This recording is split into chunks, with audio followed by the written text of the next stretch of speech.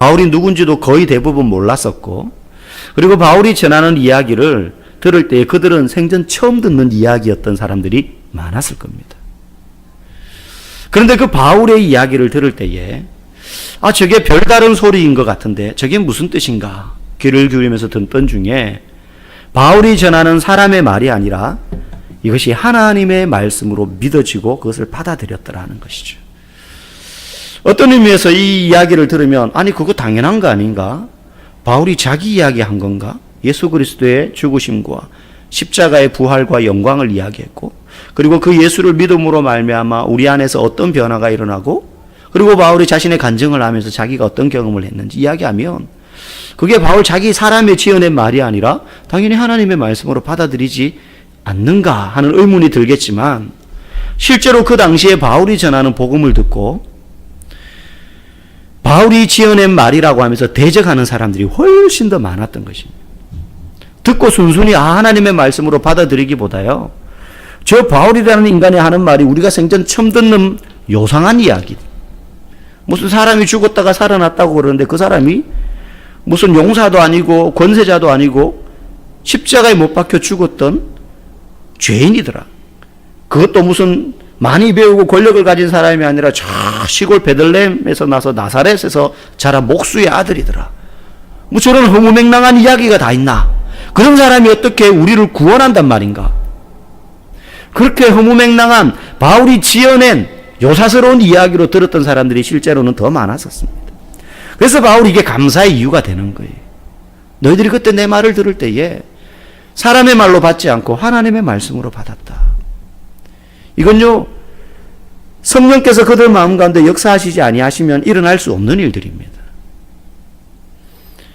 오늘날에도 사람들은 그렇게 복음을 들을 때에 하나님의 말씀으로 받기보다 사람의 소리로 더 많이 받습니다. 왜 사람들은 분명히 하나님의 말씀을 우리가 전하는데, 여러분 주변에도 여러분이 기도하고 마음속에 품고 교회 나가보자고 권면하고 때로는 진지하게 복음에 대해서 전해본 그러한 대상들이 있을 겁니다.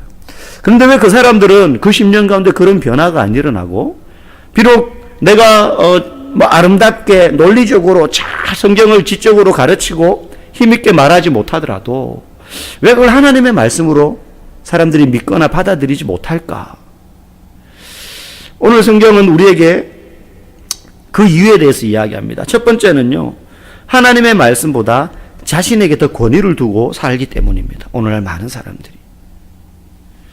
일반적으로 사람들에게 복음을 전해보면요, 하나님의 말씀을 듣고 때로는 어떻게 해서 교회 와가지고 앉아서 설교를 들을 때라도 그걸 대부분 이쪽으로 듣고 이쪽으로 말씀이 나갈 때 그 안에서 자신만의 필터로 다 걸러냅니다. 자신의 경험이라는 필터, 이성이라는 필터, 그리고 자기가 처해 있는 현실이라는 필터로 막 걸러내요. 근데 이걸 성도들도 많이 합니다. 자기가 그렇게 하려고 하는 게 아니라 그게 자동으로 안에서 막 작용을 해요. 자기 안에 권위를 더 두고 있기 때문에 그게 자동으로 작용한다는 겁니다. 말씀을 들을 때 기적은 둘째치고 그 말도 안 된다는 거죠. 어떻게 말씀대로 다 사냐는 거예요. 그리고 말씀대로 살면 복을 준다는데 말이 그렇지. 아니 하나님의 나라와 의를 먼저 구하면 이 모든 것을 준다고 그랬다는데, 아니 하나님 나라 위에서 살면 뭐 벌어 먹고 사냐 이거예요. 막상 이런 거 다 준다고 그러시는데 그러다가 망하면 누가 책임지냐. 이런 필터로 우리가 다 걸러낸다는 거예요. 그렇게 생각하는 사고의 이면에는 내 경험과 살아온 삶의 경험과 그리고 내 이성과 그리고 내가 처해 있는 현실이라는 필터가 막 2중 3중으로 처해져 있기 때문입니다. 말씀을 우리가 걸러내는 이 필터들은요, 한마디로 주관적인 필터들입니다. 내가 살아온 삶의 경험, 그리고 내가 익히고 배워온 이성, 그 학문을 토대로 해서 세워진 이성, 그리고 내가 처해 있는 현실은 굉장히 주관적인 상황들입니다. 사람들하고 다 똑같지 않습니다. 그런 주관적인 생각과 이성과 경험 같은 필터로만 말씀을 듣고 보면 말씀을 믿을 구석이 별로 없는 허무맹랑한 이야기처럼 들려요. 그런데 이런 필터들은 대부분 굉장히 주관적인 기준을 갖고 있기 때문에 사람마다 다 다르다는 거예요. 사람마다 다 다르다는 거예요. 주관적인 필터라는 건 이게 굉장히 부정확할 수 있다는 겁니다. 우리의 실제 개인적인 경험과 이성은요, 굉장히 틀리고 그리고 부정확할 때가 많아요. 어떤 사람은 지방에서 올라가지고 서울 사람들 몇 명 만나보니까는, 서울 사람들 진짜 악하다. 이게 사투리인지 뭔지 모르겠는데, 수악하다 그런 말 쓰거든요. 흉악하다 이 말이죠. 수악하다 그러는데, 서울 사람들 참 수악하다. 그냥 눈 감으면 고백한다 그러는데 정말로 깍쟁이고 말이죠. 서울 사람들은 진짜 그냥 막 자기밖에 모른다. 친하기가 어렵다. 뭐 이런 자기의 주관적인 경험과 확신을 가지고 있는 사람이 있는 반면에, 어떤 사람은 아니야, 서울 사람들 정말 친절하고 사근사근해. 그냥 투박한 경상도 사람들 말 듣다가 서울 사람들 이야기하니까 얼마나, 남자도 요들요들하면 이상한가, 야들야들하고 부드럽고 말이죠. 매너 있고 여자한테 막 우리 고향 친구들은 뭐라 그러면 치아라 막 이렇게 말하는데, 서울 사람들은 막 부드럽다 이거예요. 어떤 사람은요, 실제로 암에 걸렸는데요, 암이 아니라 다른 불치병, 현대의학으로 고칠 수 없는, 아니면 진단이 안 나와요. 뭔지 모르겠는데 위독해요. 약을 쓰지도 않았는데 낫는, 치유가 되는 기적을 경험해서 이 사람은 기적을 믿어요. 그런데 어떤 사람은 그런 경험이 없기 때문에 그건 말도 안 되는 이야기, 어쩌다 보니 그런 거지. 이제까지 당신이 이 병원 저 병원 다니면서 그래도 거기서 처방해 주는 거 막 하다가 하나 어디 맞았겠지. 지금 과학적으로 증명은 못하지만 그건 기적 같은 건 있을 수 없는 거야. 그렇게 부정할 수 있는 거죠. 경험마다 다르다는 거예요. 어른과 아이의 생각과 이성적인 능력의 차이도 있습니다. 제가 집에서 이렇게 팔굽혀펴기 운동을 막 하면요, 한 번은 막내 보고 이제 우리 집 4번 보고, 야, 올라타봐. 이제 막 하니까 좀 약간 이제 자신감이 생겨요. 아빠 등에 올라타. 그러니까 애들이 막 못 믿는 거예요. 평소에 아빠의 모습을 보면 약간 허당 같은데, 이거 올라타면 아빠 허리 부러지는 거 아닌가, 뭐 이런 마음에 처음에는 이렇게 올라타고도 발을 이렇게 땅에 이렇게 될라 그러더라고요. 저도 사실 약간 이렇게 될까 처음에 싶었어요. 근데 이제 자신감이 붙어가지고 괜찮아, 그냥 다리 들고 올라타. 탁 팔굽혀펴기를 쫙 하니까 애들 오 아빠 대단해 막 그러는 거예요. 그다음 야 3번 그다음 타. 3번 약간 걱정이 되고, 괜히 했다가 어디 담이라도 결리면 안 되니까 올라타봐. 막 팔 달달달달 떨리면서 팔굽혀펴기를 쫙 해서 애들이 막 오 우리 아빠 대단하다고 막. 걔들 생각에는 평소에 아빠의 모습을 봤을 때 도저히 저거는 불가능한 일, 말도 안 되는, 그 아이들의 주관적인 경험과 이성으로는 안 되는 거였어요. 근데 저는 될 것 같았어요. 이거 된다. 어른과 아이의 경험의 차이, 생각의 차이, 환경의 차이에 따라 얼마든지 우리의 주관적인 필터, 경험들은, 판단들은 다 달라질 수 있다는 거예요. 뭘 들었을 때 이거를 판단하는 기준이 사람마다 그래서 다 다를 수 있다는 겁니다. 그래서 이 필터는, 우리의 경험, 생각, 이성은 굉장히 부정확할 경우가 많다는 거예요. 근데 우리는 그걸 하나님의 말씀보다 더 절대적인 권위를 두고 있기 때문에 많은 사람들이 하나님의 말씀을 듣고도 이런 부정확하고 오류가 많은 우리의 개인적인 필터들로 걸러내다 보니 들려지는 하나님의 말씀을 사람의 소리로만 듣게 되더라는 겁니다. 두 번째, 왜 복음을 듣고도 사람들이 하나님의 말씀으로 믿지 못할까? 두 번째 이유는요, 대부분 이거는 성도들에게 해당되는 겁니다. 말씀을 듣고도 그게 안 믿어요. 왜 그러냐면 내가 대부분 잘 믿고 있다고 착각하기 때문입니다.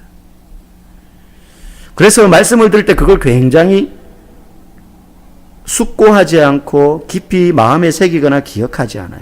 어쩌다가 한번 탁 꽂히는 말씀에는 매달리는데, 들려지는 말씀과 읽혀지는 말씀 전부를 우리가 하나님의 음성으로 잘 받아들이지 못해요. 왜냐하면 우리가 살면서요, 믿음이 내 삶에서 능력을 발휘하고, 그리고 파도처럼 도전해오는 세상의 여러 가지 상황들, 두려운 상황들, 내 힘으로 감당할 수 없는 그런 상황들이 찾아올 때 믿음으로 그것을 이겨보거나, 그래서 내가 성숙해지고 믿음의 승리를 경험함으로 성령의 열매를 맺으면서 자라나는 체험을 잘 못했기 때문에 그래요. 그래서 지금 내가 어느 정도 믿음이 있는지를 잘 모르는 상태에서 나는 믿음이 있다고 생각해요. 많은 훈련을 받아왔고 오랫동안 교회를 다녔고, 그리고 나는 열심히 교회 생활을 했기 때문에 나는 믿음이 있다고 착각한다는 겁니다. 근데 실제 내 삶에서 믿음으로 능력을 발휘해서 삶의 문제와 인생의 어려움과 두려움과 그 캄캄한 터널을 통과해보고 이게 어쩌다가 된 것이 아니라 믿음으로 승리한 것이다라는 것을 경험해보지 못한 사람이라면 사실 그 사람의 믿음은 점검해 봐야 됩니다. 착각하고 있을 수 있다는 거죠. 그렇게 우리의 믿음을 이렇게 쪼개서 잘 살펴보면 사실 우리는 믿음이 없다고 책망받았던 예수님의 제자들과 크게 다르지 않은 상태에 있다는 것을 알게 됩니다. 여러분 그렇지 않습니까? 우리 주변에 믿습니다 믿습니다 하는데 믿음의 역사가 그 사람의 삶의 그 가정에 그리고 응답이 나타나지 않는 것을 볼 때 과연 저 사람 안에 믿음이 있는가? 스스로 그것을 돌아볼 필요가 있다는 것이죠. 그러면 여러분 믿음이라는 것은 구체적으로 어떻게 생기고 어떻게 역사하는 걸까요? 성경에서 말하는 믿음이란 예수님을 믿는 것입니다. 근데 예수님을 믿는다는 것은 본 적도 없고 그리고 우리가 만난 적도 없고 실체도 없는 오래된 전설을 믿는 것, 마치 머릿속에 무슨 뿌연 안개와 같은 그것을 믿는 것이 아니라 지금도 살아서 매일 우리의 귀에 들려주시고 그래서 우리의 영혼과 삶을 이끌어가는 기록된 말씀이신 예수 그리스도, 성경 말씀을 믿는다는 거예요. 그저 실체 없는 뭔가 뜬구름 잡는 것 같은 전설을 믿는 게 아닙니다. 살아서 지금도 우리의 영광과 골수를 찔러 쪼개는 그러기에 충분하고도 남음이 있는 기록된 로고스 대신 예수 그리스도, 창세기부터 요한계시록까지 전부 메시아 대신 예수 그리스도를 상징하고 가리키는 말씀들인데 이 말씀을 믿는 것입니다. 내가 이 말씀을 얼마나 확신하고 있고 여기에 내 인생을 얼마나 걸고 있는가, 그게 믿는 거예요. 그러므로 믿음은 말씀이신 예수 그리스도를 통해서 내 안에서 역사합니다. 그저 뭔지 모르겠는데 예수님의 이야기를 많이 들었고 설교로 예수님이 이런 일을 하셨다는 것을 잘 알고 있고 그래서 어떻게 생겼는지도 모르겠고 만나본 적도 없고 내게 음성을 한 번도 들려주신 적도 없는 뭔가 실체 없는 어떤 상상 속의 존재, 그걸 믿는 게 아닙니다. 본 적은 없지만 본 것보다 더 많이 우리에게 말씀하시고 우리에게 자신의 행적을 들려주시고 이야기하시는 이 말씀, 이 말씀을 통해서 우리는 예수 그리스도를 확신하는 거예요. 히브리서 12장 2절은 믿음의 주여 또 온전케 하시는 이 예수를 바라보라라고 했습니다. 예수님이야말로 믿음을 온전케 하시는 분입니다. 우리가 내 의지로 믿습니다 믿습니다 믿습니다라고 한들 그 사람 마음에 말씀을 통해서 예수 그리스도를 발견하지 못하고 이 말씀에서 예수님이 어떤 분인지를 매일매일 눈으로 보고 입으로 읽고 마음으로 그게 체험되고 믿어지지 않는다면 그 믿음은 온전케 되지 않습니다. 따라서 예수 그리스도를 의지하지 않는 믿음은 가짜 믿음인 거죠. 예수님이 믿음을 온전케 하시는 분이라고 했는데 예수 그리스도를 의지하는 믿음은 그럼 어떤 걸까요? 이런 겁니다. 어떤 애가 있습니다. 뭐 연우나 이제 있습니다. 어린 애가 연우같이. 그런데 모르는 어른이 아마 제가 그래도 연우 울 수도 있을 것 같아요. 한 3년이 다 돼가는데 연우 저하고 별로 안 친하거든요.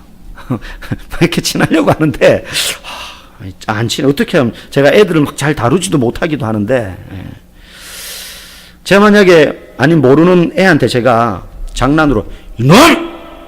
이러면 걔 어떻게 될까요? 바로 울 겁니다. 바로 울 거예요. 정색하고 이놈! 그럼 저는 장난으로. 그렇게 큰 소리 치면 애는 금방 울 겁니다. 그때 막 가서 아이고 잘못했다. 아저씨가 장난으로 그런 거야. 목사님이 그냥 좋아서 장난친 거야. 실제 우리 교회 이런 일이 있었거든요. 도모 집사님이 좋다고 예! 하면서 쫙 밀어줬는데 저희 집 셋째가 울었어요. 울었어요. 충격적인 발언을 했잖아요. 다음 주부터 나 교회 안 나올 거야. 지금 제가 야 너 안 나오면 안 되는데. 뭐 그때 가서 막 달래고 해도 안 되는 거예요. 그런데 그때 그 아이의 아버지가 딱 나타나면 애는 울음을 뚝 그칩니다. 그리고 언제 그랬냐는 듯이 아빠 앞에서 제잘제잘 웃으면서 이야기를 곧잘 하게 돼요. 자, 앞의 상황과 뒤의 상황, 아버지가 나타나기 전과 나타난 후에 이 아이 안에서 어떤 심령의 변화가 일어났느냐. 이 아이는요, 자신의 아버지가 왔기 때문에 이제는 더 이상 그 어른이 무섭거나 그 현실이, 그 환경이 자신을 울도록 만들지 않는다는 것을 믿게 된 거예요. 똑같은 상황에 아버지만 왔어요. 상황은 전혀 달라진 게 없는데 이 아이는 아버지가 옴으로 말미암아 그 어른에 대한 두려움이 완전히 사라진 겁니다. 믿음으로 따지면, 아이의 믿음으로 따지면 자기보다 훨씬 크고 큰 소리치고 이놈 호통치는 그 아저씨에 대한, 어른에 대한 두려움을 이겨낼 수 없습니다. 그런데 아이는 자기의 믿음으로 그 상황을 바라볼 때는 극복할 수 없지만 자기가 믿는 아버지가 오자 더 이상 그 아저씨가 무섭지 않다고 믿어지게 된 거예요. 그래서 우리는 그 상황 속에서 상황을 바라보면서 두려워 떨 것이 아니라 어떤 상황 속에서도 누구만 봐야 돼요? 예수님을 봐야 돼요. 그래서 풍랑이는 바다 위를 지나갈 때에, 배 타고 갈 때 제자들이 풍랑만 바라보니까 두려워 떠는 거죠. 정작 누구는 못 봤습니까? 자기들과 함께 계신 예수님을 못 보니까. 주님은 우리가 믿음으로 온전케 되기를 간절히 바라시는 분입니다. 누구보다, 우리보다 더. 그것은요, 믿음으로 온전케 된다는 것은 우리가 감당할 수 있는 환경에서만 믿음을 사용한다는 말이 아닙니다. 여러분, 이 말 잘 들으셔야 돼요. 우리가 감당할 수 있는 상황에서 믿음을 발휘하는 것, 그것은 믿음을 온전케 하는 것도 아니고 예수님을 온전히 믿는 것도 아닙니다. 의심의 여지가 없는 문제나 환경에서는요, 믿음이 설 자리는 없습니다. 의심할 여지가 없는 상황, 이거는 반드시 된다는 거예요. 거기에 믿음이 설 자리는 없어요. 그거는 그냥 되는 거예요. 너무 안전한 상황, 아무런 문제가 일어나지 않을 수 있는 형편, 믿음이 설 자리는 그때 없습니다. 그래서 우리의 상황이 안전하고요, 따뜻하고요, 편안하기만 하면 믿기가 힘들어요, 신앙생활. 그래서 예루살렘 교회에 핍박이 와서 흩어지게 만드신 거잖아요. 그런 상황이 아니라 정작 믿음은요, 우리의 의심이 고난 때문에 깊어지고, 그리고 그 다가온 고난이 나의 경험과 계산과 현실을 뛰어넘어서 주변을 둘러봐도 도무지 답이 없어 보일 그때 믿음이 역사하기 시작하는 겁니다. 하나님을 불신하기 시작하고, 정말로 하나님이 내 삶 가운데 역사하실 수 있을까? 이런 문제도 해결하실 수 있을까? 라는 의심이 시작되는 지점이 바로 믿음이 뿌리 내리는 지점이에요. 욥기 12장 8절 9절에, 욥기 23장 8절 9절에 이렇게 고백합니다. 그 고난들을 당하면서 그런데 내가 앞으로 가도 그가 아니 계시고 뒤로 가도 보이지 아니하며 그가 왼쪽에서 일하시나 내가 만날 수 없고 그가 오른쪽으로 돌이키시나 배울 수 없구나. 동서남북 다 둘러봐도 하나님이 안 보이신다는 거예요. 분명한 거는 일하신다는 건 내가 믿어요. 그런데 만날 수, 안 느껴진다는 거예요. 하나님이 지금 일하신다면 내게 왜 이런 일이 일어나느냐는 거죠. 욥의 상황은 그야말로 도무지 답이 없고 계산기를 아무리 두드려도 자신이 왜 이런 고난을 당해야 되는지를 모르고 있어요. 이해할 수 없는 상황, 사방이 꽉 막혀 있습니다. 그런데 그 뒤 10절에 욥의 고백을 한번 보십시오. 그러나 내가 가는 길을 그가 아시나니 그가 나를 단련하신 후에는 내가 순금같이 되어 나오리라. 욥은 지금이야말로 믿음이 역사할 때라는 것을 알고 있었습니다. 자기에게 그걸 극복해낼 수 있는 믿음이 없어요, 지금. 둘러봐도 하나님이 안 보인다는 거예요. 그런데 뭐는 알아요? 그분이 일하고 계신다는 거죠. 앞으로 가도 아니 계시고 뒤로 가도 보이지 않으며 그가 왼쪽에서 일하시나 내가 만날 수 없고 그가 오른쪽으로 돌이키시나 내가 뵐 수 없다. 하나님이 계시다면, 하나님이 계신 건 알고, 그러면 그 하나님 분명히 내 인생을 돌아보시고 일하고 계신 줄은 알겠는데 너무 힘들다는 거죠. 그럼에도 불구하고 욥이 확신하는 게 있었습니다. 이 결론이 어떻게 날지 모르나 그분은 내가 가는 길을 아신다. 나는 지금 이 상황이 어떻게 역전될지 도무지 계산기를 두드려도 답이 나오지 않는. 그러나 그분이 나의 길을 아신다. 우리의 삶 가운데도 이런 어둠의 터널을 통과할 때 느낌을 아마 알 겁니다. 지금 혹시 그런 상황 속에 있는 분도 있을 수 있습니다. 그런데 그때야말로 예수님을 의지해야 될 때입니다. 믿음이 그때 시작되는 거예요. 우리 안에 있는 믿음이 그때부터 역사하기 시작하는 겁니다. 주님이 내게 오셨고 그분이 내 안에 계시기 때문에 그 일이 두렵지 않다고 믿어지는 거예요. 상황은 여전하나 주님이 원하시는 것은요, 우리가 그분 안에서 예수님이 나와 함께 계시다는 것을 믿는 것이, 상황을 예수님이 오셔서 짠짠 이렇게 제거해 주시는 걸 믿는 게 아니라 이런 상황 속에서도 주님이 나와 함께 계시다, 그걸 믿으면 문제가 더 이상 나를 두렵게 하지 않아요. 왜? 문제보다 그분이 더 크시기 때문에. 그래서 그때부터 우리 안에 예수님이 나와 함께 계시다는 것을 믿는다면 그때부터 내 안에 그 문제를 이겨낼 수 있는 능력이 이제 갖추어져 가는 거예요. 주님이 그걸 대신해 주는 것이 아닙니다. 주님이 나는 가만히 있는데 앞에 나가지고 막 촥촥촥 문제 다 해결해 주고 나는 그냥 이렇게 가는 것이 아니에요. 주님, 내 삶에 문제가 생기지 않도록 도와주시고 지켜주십시오, 이게 아니라 주님, 내가 내 삶을 당신께 드렸습니다. 그러니 주님, 내게 닥치는 문제들 앞에서 내게 능력 주셔서 나의 모든 문제와 고난을 이기게 해주십시오. 주님이 나와 함께 계시다는 것을 믿습니다. 이게 믿음의 표현입니다. 그래서 다윗은 골리앗 앞에서는 그 두려움에 직면했던 거예요. 주님이 해주실 것 같으면 뭘 다윗이 그냥 골리앗 앞에 나갑니까? 싸울 필요가 뭐가 있어요? 그냥 바로 번개 때려가지고 다윗 죽이면 되죠, 하나님이. 근데 하나님은 다윗이 골리앗 앞에 서게 하셨어요. 그 두려움에 직면하게 했어요. 목숨을 걸어야 되는 상황 앞으로 나가게 하셨어요. 모세도 하나님의 뜻에 따라 당대에 살아있는 신이라 일컬어지는 파라오 앞에 나갑니다. 살인자로 쫓겼던 그 모세가 바로 앞에 두려움 가운데 나아가는 거예요. 정말 가기 싫었는데. 바울은 수많은 죽음의 위협 속에서도 저절로 복음이 전해지도록 기다렸던 것이 아니라 매를 맞고 감옥에 갇히고 욕을 얻어먹고 하는 그 복음을 전하는 그 고난의 상황 현장을 계속 통과해 갔던 것입니다. 믿음은요, 기도한 후에 나무 밑에 누워가지고 감이 떨어지기를 기다리면서 입을 벌리고 있는 게 믿음이 아닙니다. 주님, 내가 기도했으니까 주님 역사하실 줄 믿습니다 하고 입 벌리고 가만히 있는 게 믿음이 아닙니다. 두려움과 걱정거리들 앞에 두고 있지만 예수님이 나와 함께 계시다는 것을 믿기 때문에 그분이 내게 능력을 주신다면 내가 이 문제 앞에서도 승리하고 이겨낼 수 있을 것이다, 이걸 소망하는 것입니다. 그래서 예수님은 환난으로부터의 피난처이시기보다 환난 중에 피할 바위가 되시는 거예요. 환난을 겪고 있는 중에 주님이 나와 함께 계시기 때문에 그 환난 가운데서 나가는 거예요. 우리는 예수님이 그러셨던 것처럼 우리를 통하여 하나님은 이 땅에 하나님의 뜻이 이루어지기를 원하십니다. 그래서 우리는 주기도문에 날마다 주의 뜻이 하늘에서 이룬 것 같이 땅에서도 이루어지다라고 기도하는 거예요. 누구를 통해서 주의 뜻이 땅에서 이루어지는 겁니까? 우리를 통해서 이루어지는 겁니다.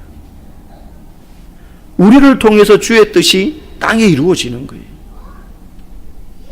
내가 믿기 때문에 예수님이 다 해주시고 다 보호해 주시는 것이 아닙니다. 주님이 내 안에 계셔서 내가 하나님의 뜻을 이루는 도구로서 이 땅에서 그분의 뜻을 이루면서 살아가는데, 그러는 가운데 고난이 찾아오고 어려움이 찾아오고 문제가 찾아올 때 주님 나와 함께 계시다는 것을 믿기 때문에 그분의 뜻을 이루어가는 그 길을 승리하며 가는 것이죠. 그래서 본문 오늘 13절은 이렇게 말합니다. 이 말씀이, 하나님의 말씀으로 받은 이 말씀이 또한 너희 믿는 자 가운데서 역사하시느니라. 말씀을 듣고 읽을 때, 우리가 그 말씀을 하나님의 말씀으로 받을 때 그 말씀이 우리의 삶을 이끌어가고 역사하시는 줄 믿습니다. 여러분, 말씀을 먼저 읽으십시오.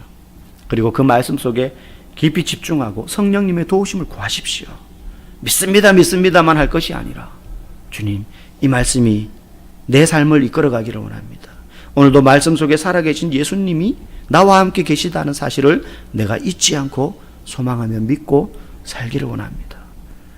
그런 저와 여러분의 삶 가운데 믿음이 일으키는 놀라운 역사를 실제로 경험하게 될 줄 믿습니다. 함께 기도하기를 원합니다.